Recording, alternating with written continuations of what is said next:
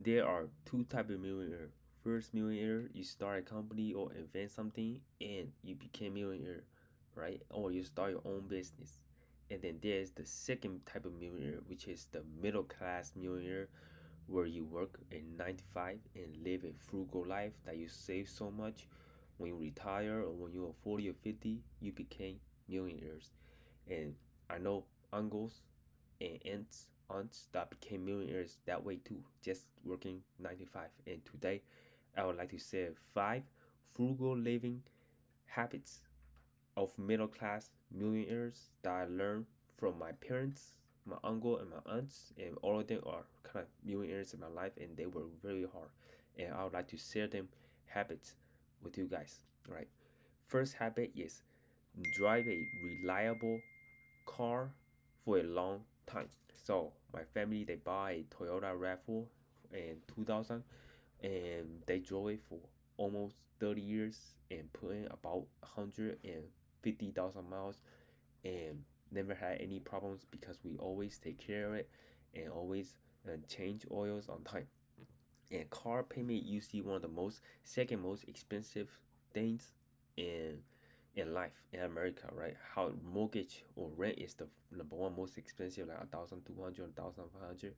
If you get a car payment that's like $600, like a Ferrari, not even a Ferrari, a BMW and Mercedes, you jump you up to maybe 800. And then oil change is not gonna be cheap because Mercedes or BMW are like maybe four to three to $200 to $300 each time. Toyota $30, right?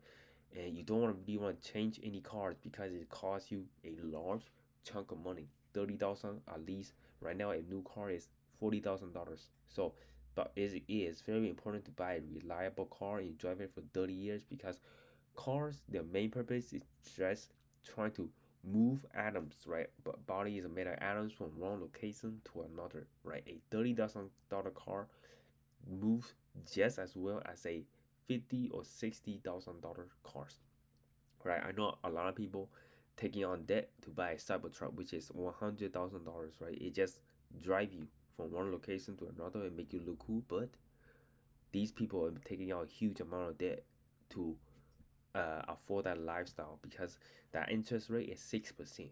Okay, so you're not paying $100,000 anymore. That 6% you're paying like 120 or $130,000. So it is important to live below your means and drive a real affordable car like a Toyota or a Honda. These are Japanese cars that never break down. They can go 300,000 miles, and I even know a guy. He have a Toyota Tacoma, the truck, and is have over 1 million miles already on the car. Right, that is very impressive. And cars are really great, reliable car. Why? Because you can sign up for Uber delivery and DoorDash. If you lost your job, you need a reliable car to make a side hustle.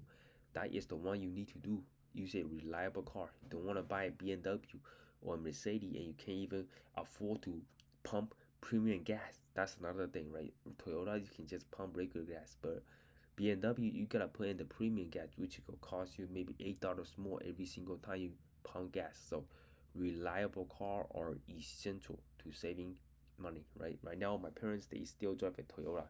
Um, we sold the 20-year-old Toyota already, and buy a new Toyota, which is we love it so much, and nothing wrong with it. We just found that resale price was really high, so we sold it and paid like maybe like 4 or 5 thousand for a new one, which is really good deal. So we sold it and buy a new one, and it still runs great and still use the cheapest gas. We always do oil change on it and never really had any major problems. And number two habit is they spend their time reading instead of scrolling on TikTok or on Temu, right? I see a lot of people just spend the free time scrolling on like Temu, buying some random stuff that just gonna fill out the house with junk. Or scrolling on TikTok. If you have a lot of free time, you can scroll on TikTok. You just pass some free time, but you doing it consistently without any thing to learn about skills or anything to learn. You kind of just wasting your time because like my family, when they have free time, they like to do research, right? They read books on stocks. They read books on 401k and stuff like that, things that can help them financially. Or they read stuff like um, my uncle. He like to read like construction. He like to watch construction videos, right? As long as you watch videos that is informative, it'll be helpful very well because he like to watch construction videos and he like to do his own stuff. If a water hole broke, if a toilet breaks, he watch some video and he fixed that, right? You know how to fix it now. If a car break, he watch YouTube videos and he know how to fix it. And it saved like couple $1,000 and because you hire a handyman, that's like no, save you a couple hundred because if you hire a handyman, it costs them like maybe $25 per hour just to fix it. So it is important that you don't waste your time like scrolling through like TikTok, scrolling through like Temu, trying to buy stuff, or scrolling through Amazon when you buy stuff you don't really need. And it is really important to live a minimal lifestyle if you want to be a middle class millionaire. You don't need to buy everything you need, and be like conscious of the things that you are buying, and make sure to like watch like informative videos. My brother does the same thing. Right now he owns about 3 houses, and he watch a lot of videos, just like DIY videos. He was last time, and the stove broke because one of the ignitions was not working, and he figured that out by himself. If he had to hire someone, it would cost him $200. So always watch like informative videos that could help you out in life. Like right now, I like to make YouTube videos because it does earn a little bit of money, but in the long run, it could earn more money, right? And I like to spend that time like making YouTube videos to talk about finance instead of watching TV or playing video games. And number three, and three is they are always on the lookout to make more money.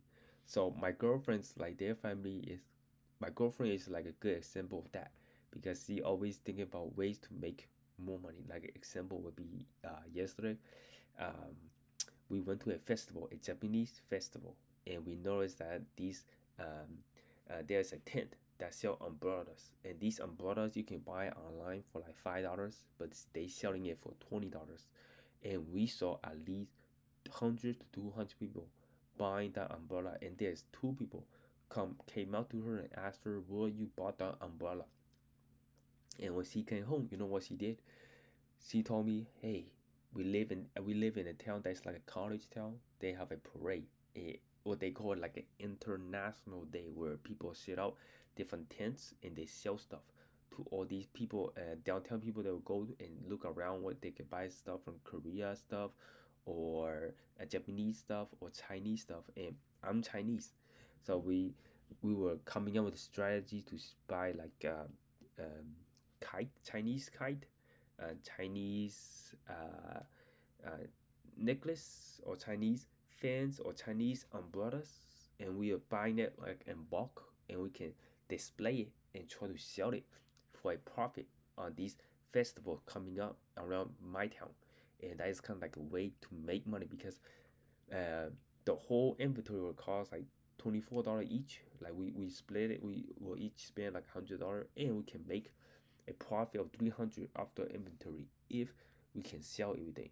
And if we don't, only $94 loss. So it's not that much, but it's an example of my girlfriend trying to make thinking of new ways to make more money. And another time was me and my girlfriend, right?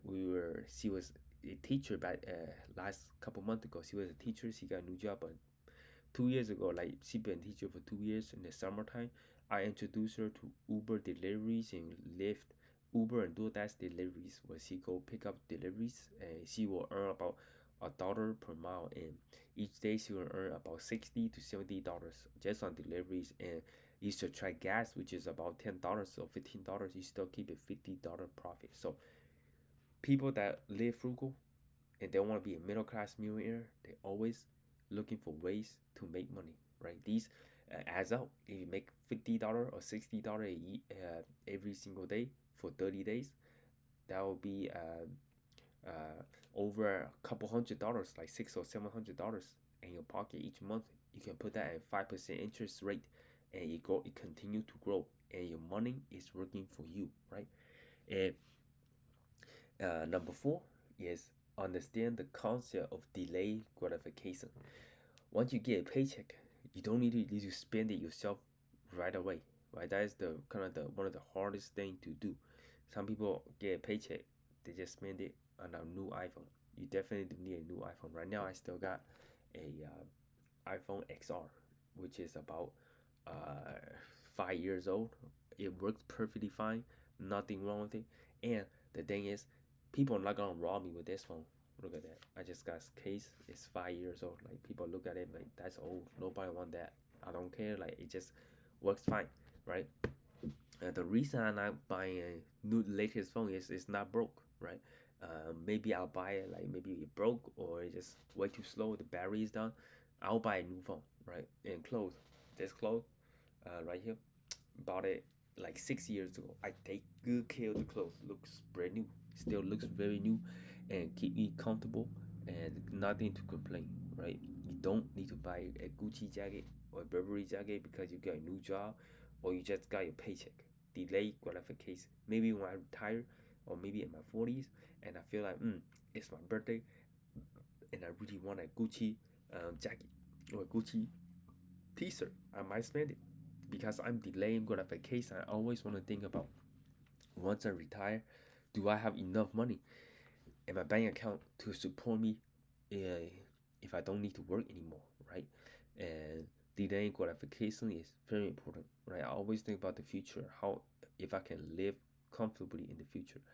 And number five, last tip is avoid debt, right?